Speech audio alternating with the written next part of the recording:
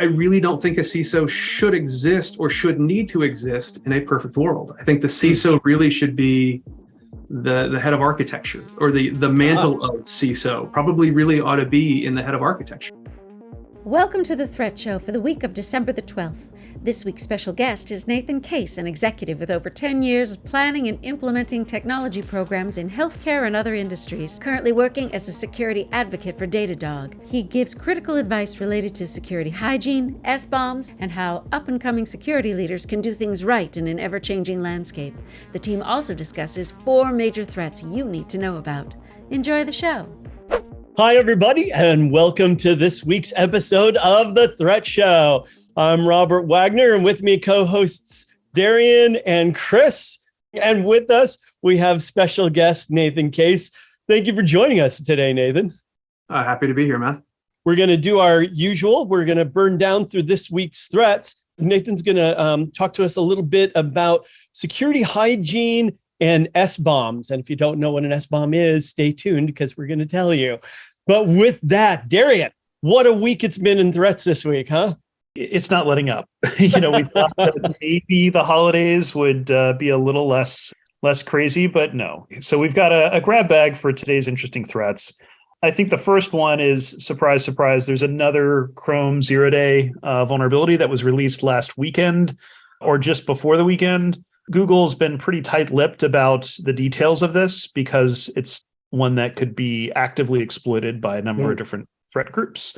But all we know that is it's a type confusion vulnerability specific to the V8 JavaScript engine. Quite frankly, I think it's safe to say that we'll probably hit 10 0 days for Google Chrome by the end of this year, at least. Yeah, so we're taking bets on this one? Yeah, I think so. I don't know. You got iOS going too, so. Yeah. So in terms of, how organizations have been dealing with this problem, Qualys seems to believe that the patch cycles seem to be getting better and better, maybe because there's built-in update mechanisms into Chrome itself.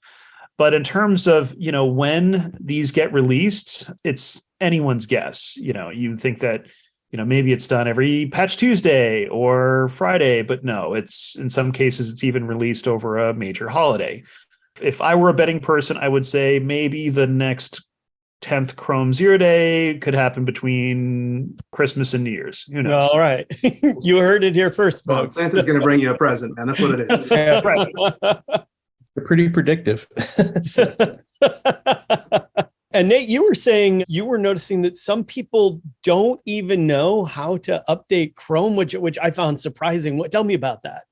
So one of the things that I've noticed is I've got a couple of groups that I chat with on the side. And one of the things that came up was, how do we update or how do we keep track of the plugins / updates in Chrome that we're doing or not doing? And it's interesting as a CISO to have to ask that question. And I think there's something to be said here, which is if you're a CISO and you don't know the answer to that question, definitely find a group of people that you can ask that question to. There's no shame or harm in it. You need to be open with my guys don't, or my people don't know how to do this thing. Help us. It's interesting because the MDM solutions out there, if they're not set up correctly, can have a really hard time evaluating what's going on inside of Chrome sometimes. And so I saw this and thought of a couple of hospitals and places that I've talked with and know relatively well.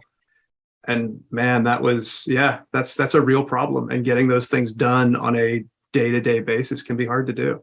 So the problem isn't that people don't see the big update button that shows up in Chrome. It has more to do with the management systems. Well, a little bit of both, certainly. I mean, there's definitely that side of, go click the update button. But I've got plenty of friends who are, let's leave it at not technical, that don't look at the little update button. I mean, I don't know how many friends you have when they hand you your phone and you look at it, it's got that red 10 next to the settings button and you go ahead and click it. And sure enough, it's the last 10 iOS updates that nobody bothered to do. All right.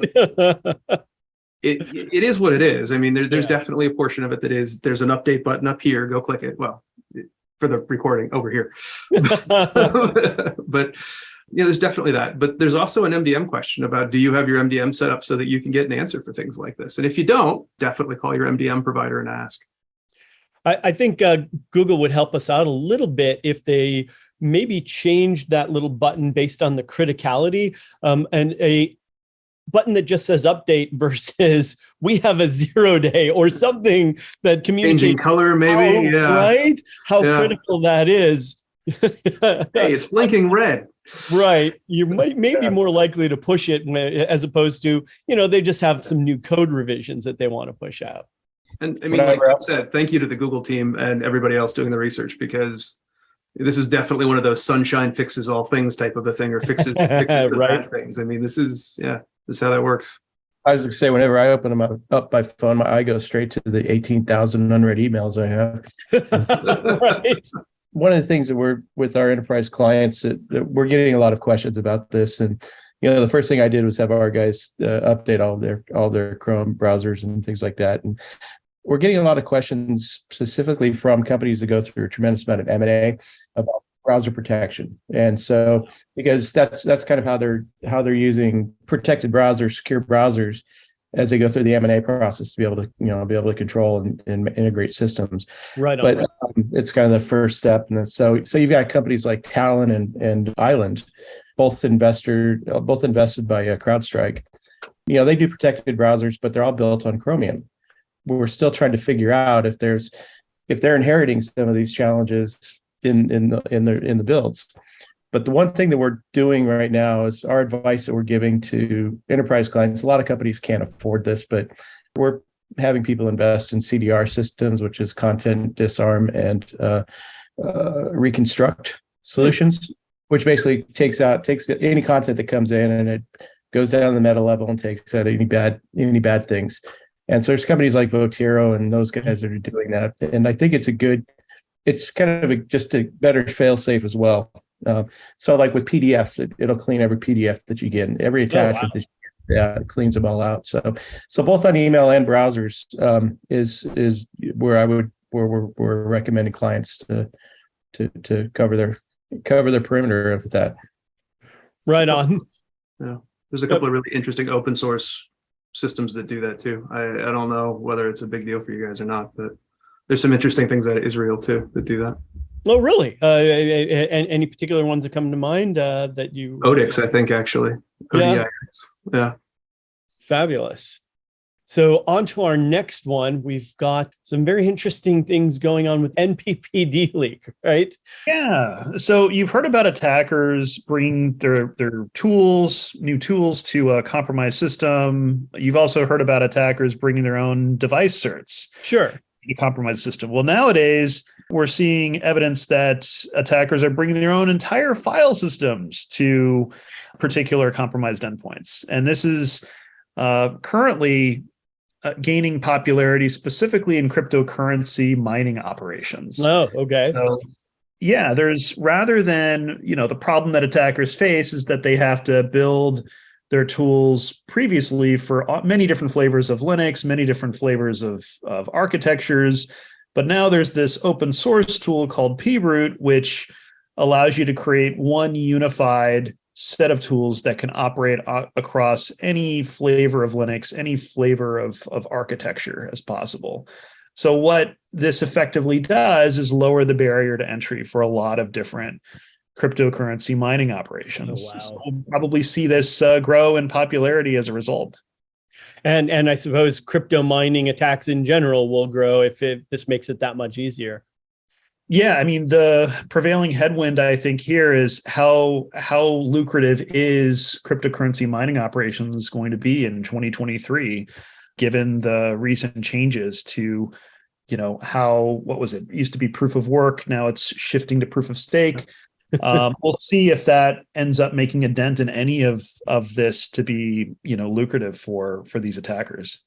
Now, how is PRoot going to work here? Is it just they use this file system instead, or are they replacing the entire file system on the host that gets attacked? As far as I can tell, it's almost like an overlay. So it's almost like an overlay file system on top of the existing file system. So it's almost like another layer of translation that happens. Gotcha.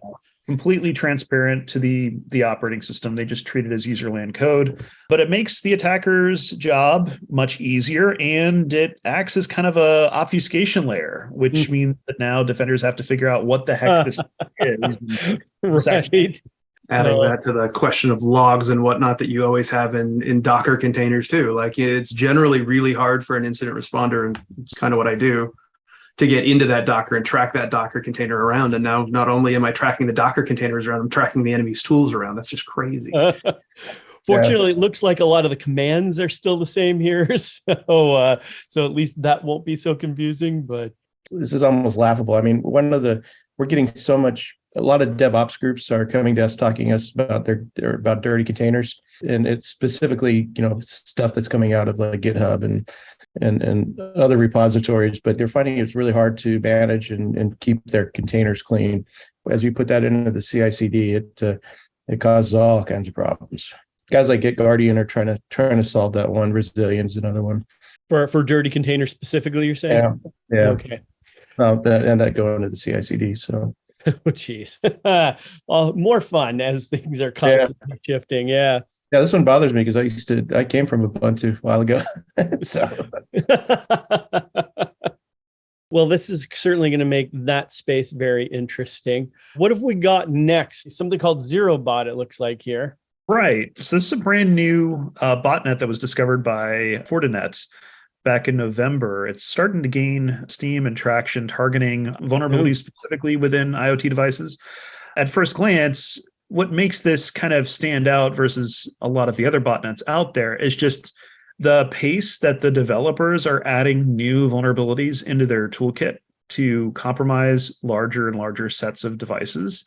Specifically, if we kind of look at the list of vulnerabilities that are present within this tool set, you would think that it was, largely targeting consumer grade devices, but in reality, some of these devices are actually used by small and medium-sized businesses.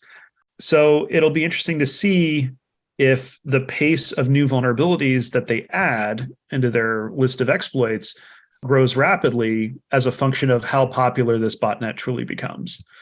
So it's something to keep an eye out for, certainly. And we'll see how fast this particular botnet eclipses others that are competing for the same technology. Small to medium-sized businesses probably aren't doing much in the way of protecting their IoT devices in the first place.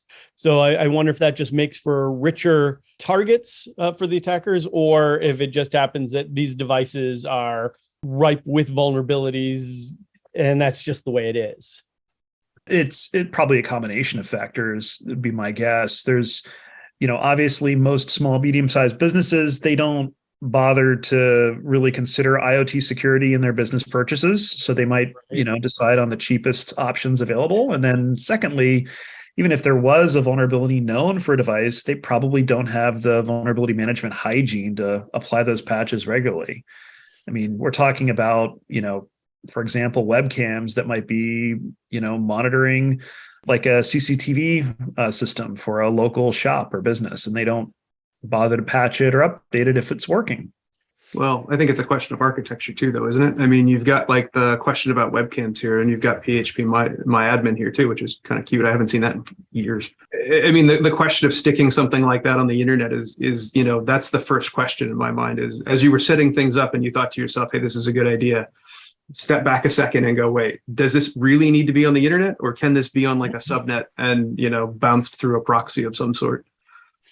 Well, and I think that's part of the problem that a lot of companies run into, that probably don't have a security person thinking like that in the first place, maybe. right? It's true. Yeah, I was advising of all things, a very big restaurant chain, and they have a system called Toast where they have everything everything is connected into one router. They don't have any VLANs. It's and they can't figure out why the damn thing doesn't work. But that's aside from that. For our enterprise guys, I know this is probably the most overhyped marketing term in the world, but we're advising folks to kind of adopt the zero trust architecture, and especially kind of dealing with continuous MFA and kind of a lot of those principles. It's just better network hygiene is good. And a lot of people, when you talk about zero trust, it's they kind of look at you with a blank stare, but architecturally, it's a very sound way to move forward. I would second that. I think the question that I've seen as an individual that talks to people about large networks and security and whatnot you always see it's just easier for me to go ahead and like connect all my VPCs, or it's easier for me to connect my clouds, or it's easier for me to connect all my locations. And that habit is just, it's ingrained in humans. We just want everything connected so we can get to it, and it'll be easier that way. And it's cool, but man, we gotta, like, as cloud providers and people that like deal with architecture, we gotta kind of start stepping back from that, because I've noticed even a couple of releases lately at different cloud providers that are, hey, let's go ahead and do this thing or that thing, and we're just making it easier for people to connect VPCs. And I'm thinking that's probably not a good choice. Sure. Make it easy and make it fast too, right? I mean, a lot of times an IT person setting up some of this stuff will choose the most default, easiest to set up configuration because they're under pressure. They're being told, hey, I need this deployed this week, surprise. So they just go for whatever gets that job done. Putting these things out on the internet, like you said, I almost wish we could get the vendors themselves to maybe do a check when you're doing the configuration, saying, are you sure you want to do that? Maybe asking that simple question and pointing out to people the dangers of putting a device on the internet might help out people that, again, don't have security brain like yours, Nate, to think about these things as they're going through the configuration setup. There's a cool company called Nudge that they're pretty new, brand new startup. I think they're Series A. They do that. They're basically kind of that little evil CISO sitting on your shoulder. Really? Hey, you really want to install that? Do you want to? And so they try to nudge you to make better decisions, as you're using nudge theory. That's the level of nudging you need to give users, especially when you're dealing with shadow IT, dealing with deploying hardware in a network, even a printer. I mean, that's one of the best attack vectors you can go after. Sure. But yeah, it's really just making sure that, I think you're right, Robert. You need that checklist of, do you need this thing to point to the face of the internet, or can it be stuck under a desk with a USB cord? I love that idea. I'm going to have to check out Nudge. That sounds pretty cool. And last but not least, we got some more ransomware. Do we have an episode where there's not ransomware? Right. No surprise here. Right. Exactly. I don't know. I mean, so most recently, a French hospital declared that they were hit by a ransomware attack. Attribution still ongoing, so we don't know which particular group was responsible. However, there's been a number of different groups specifically targeting healthcare. The Hive ransomware group, the Vidar, Daishin, and others have specifically gone after not just U.S. domestic healthcare organizations, but international ones too, clearly. And it remains to be seen, is this going to be a growing trend in the future?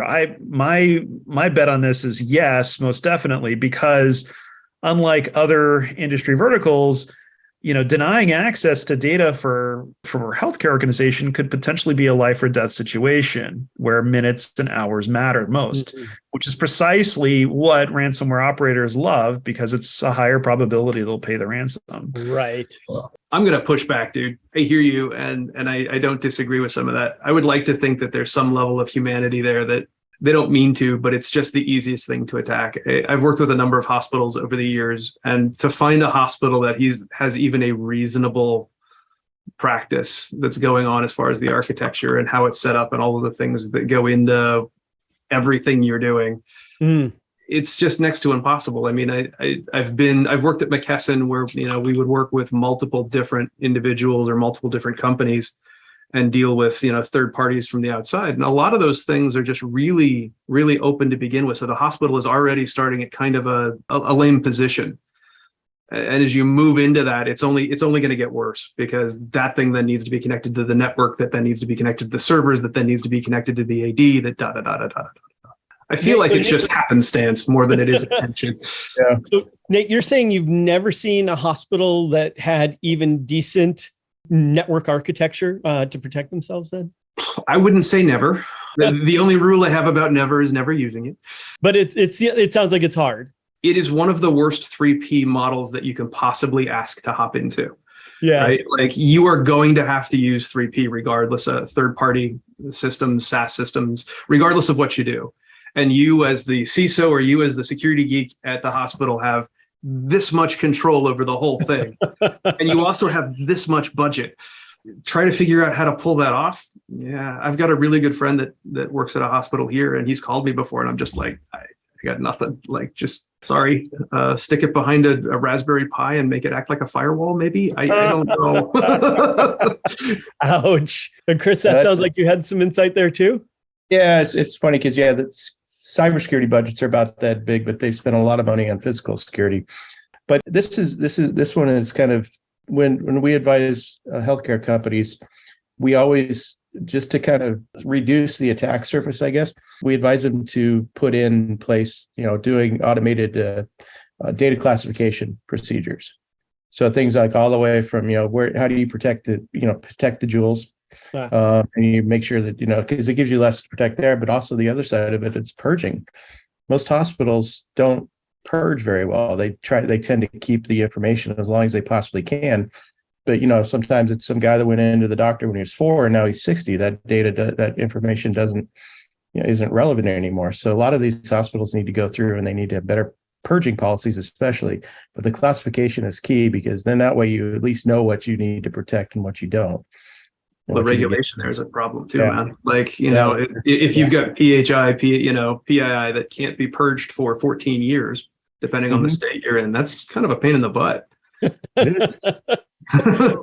A storage pain in the butt, if nothing else. Yeah, absolutely. Yeah. But Chris, you made a good point. I mean, it seems that most hospitals and their security leaders, physical teams, have seemed to have gotten the formula down on how to correctly get the budget to make it physically secure. Why do you think that the cyber security leaders are still having a problem getting the same sort of priority given to the security of the networks and the systems?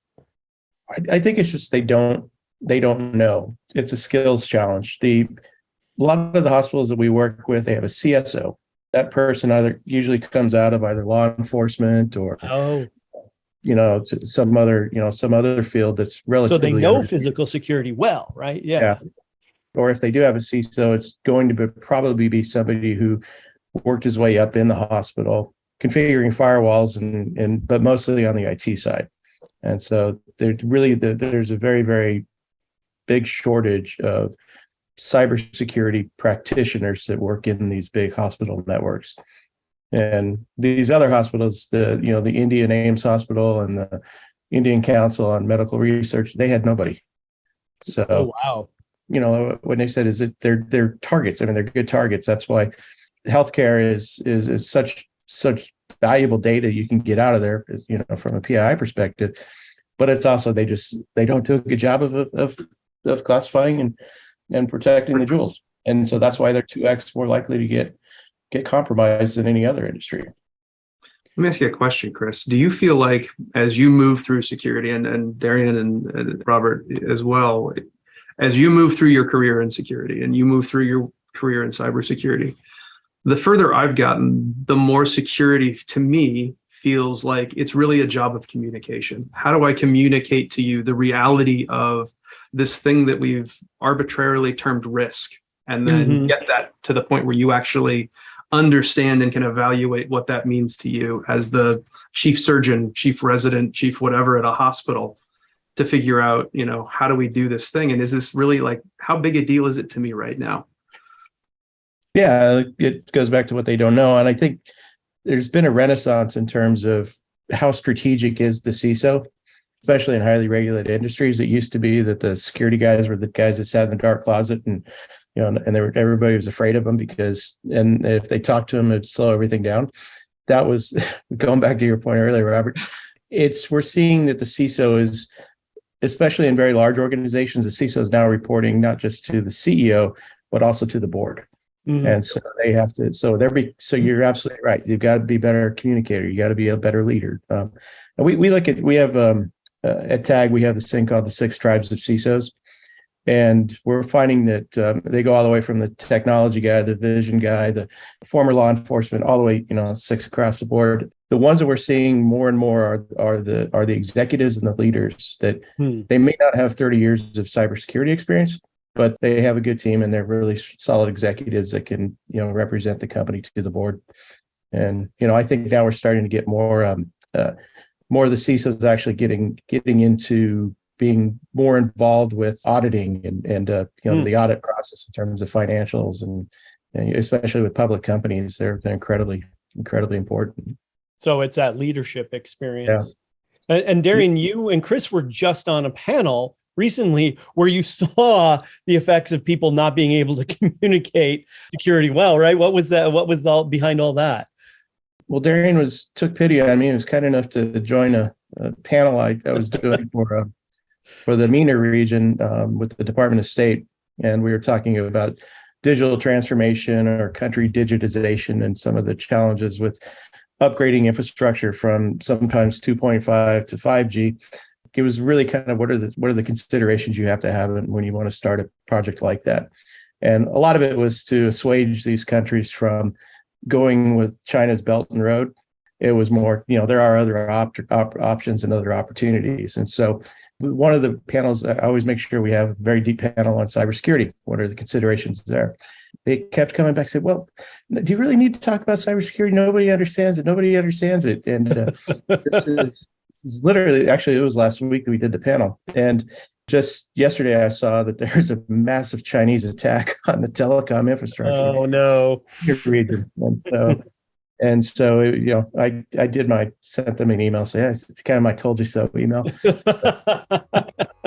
But now I'm getting up at 3:00 in the morning to go talk to these guys and help get them. Wow. If you want to dive deeper into this week's trending threats, be sure to check out the interactive Fletch newsletter and Trending Threats app to see all the stories we talked about and more. Now, on to our special guest interview. Nate, thank you so much for coming out and joining the show and all the great commentary so far. In fact, some of the things you mentioned are probably going to lead a little bit into what we're talking about next. So you've been seeing a lot of need for people to really be able to, well, for one, build an SBOM, but then actually do something with it. So for folks that are not familiar with the acronym SBOM, which stands for Software Bill of Materials, tell us a little bit about what that is and why people need it if they don't realize that they do. Right. And so one of the things I've been trying to figure out and get my head around personally for the last year or two really is this concept of what is a software bill of materials and why do we care? People have been doing this work for a long time. There's huge amounts of books and things and academic articles on this, but the reality is, as engineers and enterprise leaders, I don't know that we're doing a heck of a lot with it. So the first thing to do with an SBOM is really to understand what's inside of a thing that you own. And by a thing that you own, I'm specifically leaving it open because that thing could very easily be an application. It could be an embedded system. Maybe you've got a car that has it. For instance, when Log4j came out, it turned out that my oven was actually at risk for Log4j. I am a cook. I love to cook quite a bit, and my remote connected oven, believe it or not, was susceptible to Log4j. Oh my God. And here I am sitting in my office going, well, damn it. I guess I'm going to have to split that subsection of my network into multiple sections so that had you connected the oven directly to the internet? Oh, God, no. God, no. But at the same time, there's a whole bunch of people that probably have because it was just easier and they wanted it to work on the app and yada, yada, yada, yada. Right. It becomes this really interesting question when we start talking embedded systems, though, because I don't know what you guys have done in your past lives, but certainly all of us have worked at a place where we had some sort of a manufacturing floor or we had this thing that was connected to these other things. Yep. And it's just easy to use embedded Java and off you go. And as we look at things that I've seen personally, like different instances or different incidents or events, I mean, it's been amazing to me over 10 years how many times a Java developer will accidentally drag the project back into the folder. And then all of a sudden you have multiple copies of the project itself being deployed directly to the specific endpoint. And then all of a sudden your SBOM becomes really questionable about what's where and why. So this SBOM ends up being kind of your first step into what do I actually have and why do I have it and what do I do with it? Now, the Department of Commerce did a really good paper recently on what has to be in an SBOM for the government. They did an excellent job from the point of view, as at very least it had, these are the things that you need to have. You need to know who the manufacturer was. You need to know when it was released. You need to know the version that you're looking at, the code that you happen to be looking at right now. And it would be really good if you could get a hash of the thing that you're looking at so that we can evaluate whether it actually is this thing over here or not. And as I went through it, it was interesting to me to see how variable people's opinions were of even that. And so we look at, again, Log4j, and it becomes kind of this question about, well, wait, how many people haven't actually fixed this yet or even gotten to the point where they can evaluate it yet? And will this be around for a long time? And man, I've got no answers. Right. So this week, Dark Reading reported that it's been a year since Log4j was discovered, released, whatever term we want to use, and the majority of most organizations still have not patched it yet. Yeah. So it's obviously a huge problem, and there are tools to help with it. We in Fletch integrates with a tool called Sneak, but there is a plethora of tools, both free and commercial, to help people build these out. Right. There definitely are, but I still kind of wonder if anybody's done like an internet search recently, just a swath of the internet. How many of these things are still hanging out on the internet, just laying around? Oh, like use Shodan or something like that? Yeah, Shodan's a good one. I know they had it open for a while where you could just go ahead and search your subnet just to make sure. But one of the things we saw last year, and it was funny to me that you were talking about this year at Christmas, because I specifically remember last year at Christmas being all spun up over this.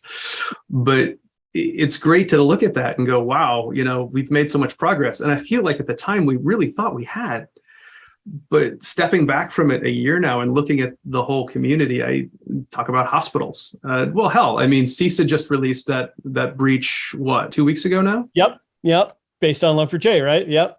Yeah. It's a hard problem to solve. And as we get into it, there are plenty of solutions out there. I think Sneak's a great one that have the ability to look at the things that are in there, in your stuff, your code, and evaluate where you're going. I'd like to see more of that going forward, though. And I think there's a big opportunity for customers and companies to begin to look at how to do this the right way. Right. And Chris, you look like you were chomping at the bit there. I'm violently agreeing. And a lot of the things that most organizations right now, it's really not a problem of not having this as an important thing to do. It's just they just don't know what they've got. They don't realize that, oh my God, my oven's connected to the internet. A lot of most companies don't understand that, because especially big companies, they'll have hundreds of thousands of systems out there connected, whether it's an employee's house or a lot of different systems, and they just can't find them. So inventory is the key to this. But I think, though, President Biden's executive order vis-a-vis Log4 around SBOMs, that's going to have a huge impact on businesses, and it's going to make it even more relevant because of the fact the SEC typically takes those types of executive orders and they actually try to enforce it with public companies. Yep. And so that will drive a lot of things around compliance and auditing and all the goodness that you want out of it. At least for the public companies, and at least for public companies, yeah. Right. So, Nate, it's not enough though to just get that bill of materials. Well, you've seen. No, you have to do something with it, sadly. And to be fair, I think you made a really good point there. I mean, we barely ever talk about this concept, Chris, where it's hey, what about the user? I mean, if I had been directly connected to a company's network, is my oven now a pivot point? Really random, weird things like that happen when we all stay home and work at home. Back to the comment we made earlier, all of us made about, not connecting huge networks together. And maybe it'd be a really good idea not to do wide area networks like we've been doing historically. Zero trust is a great thing. Wouldn't it be a cool thing if just because I happen to have an oven on my internal home network that I like to turn on occasionally while I'm doing work, that it's not connected to the corporate internet? And for me at home, I'm a security geek. I set it up that way. So it's all sectioned off in its own separate thing and no big deal. But how does a normal person do that? And should the security geek at, take your pick of enterprise know how to do that or even ask that question? I just want to be on the phone with you when you call your IT guys to ask them to put MDM on your oven. It begs the question of, can you? I mean, if it's an embedded system, what's the fix? The mitigation is honestly take it off the network. Right. Or isolate it. Yeah.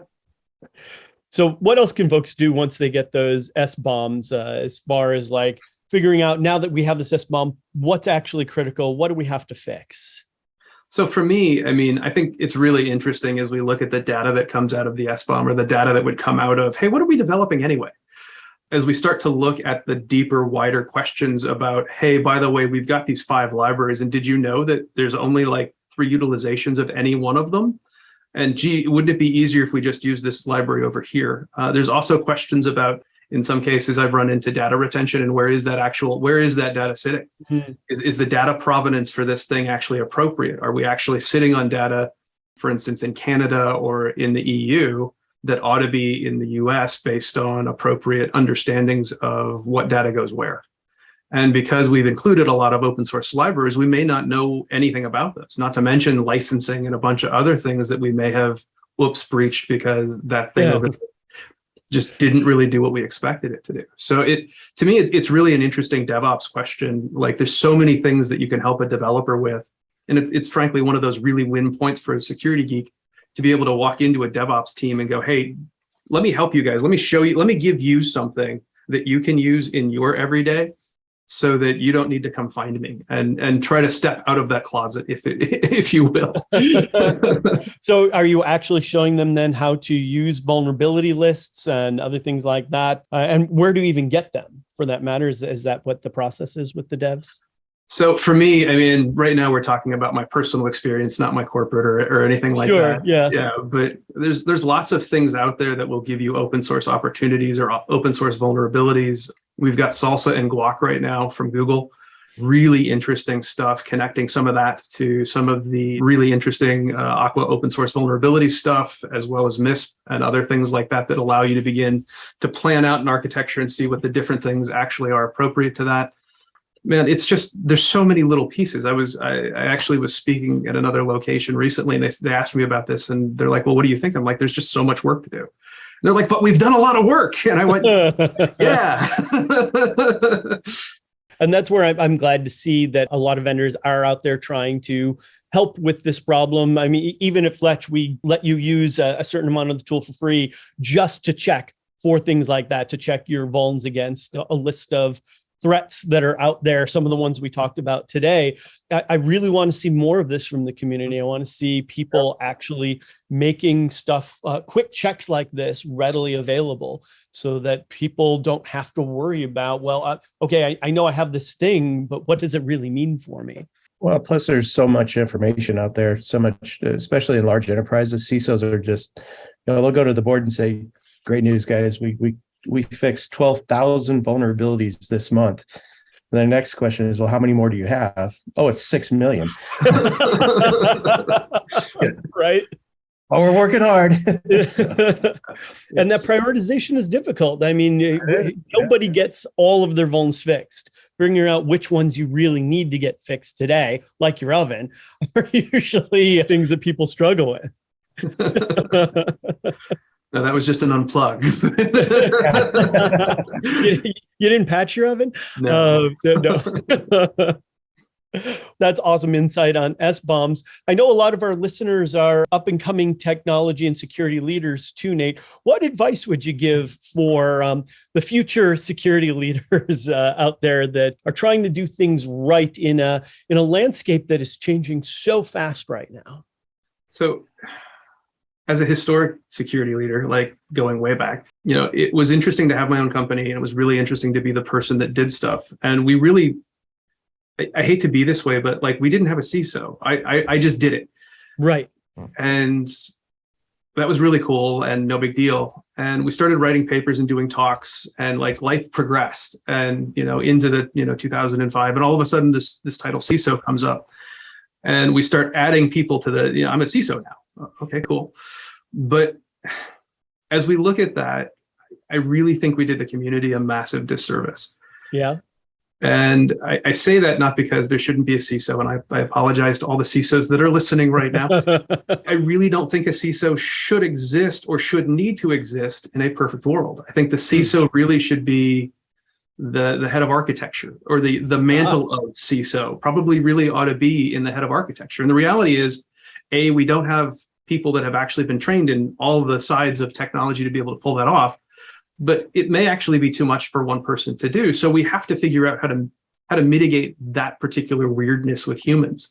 Right. And so as we look at things I would tell incoming CISOs or incoming individuals, it is a rough road. And the reality is that development needs to be your best friend. Mm. You can't do your job without architecture and development and operations. And this concept of, and I've seen it repeatedly, where a CISO will walk into a gig and go, that Robert, he didn't do that thing correctly, and we ought to fire him. Well, Oh, God. dude, just no. And as you get into that, it's really a question of, how do I partner with you? How do I communicate with you? How do I make it apparent to you that that's not the right choice? And then how do I give you the space to understand what's going to happen if you do this thing? I had an individual at one point bring a laptop to a not okay country. Gotcha. Yeah. And the laptop had been compromised by the time it got back. And you look at that and you go, we told this person that they weren't allowed to do it. They did it.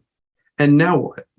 What was the outcome there? Well, honestly, we just took the laptop, we formatted it, no big deal. It was fine. It went into a box of, hey, nifty stuff to look at if we ever have time to do really deep forensics. But, and then we gave this person a new laptop.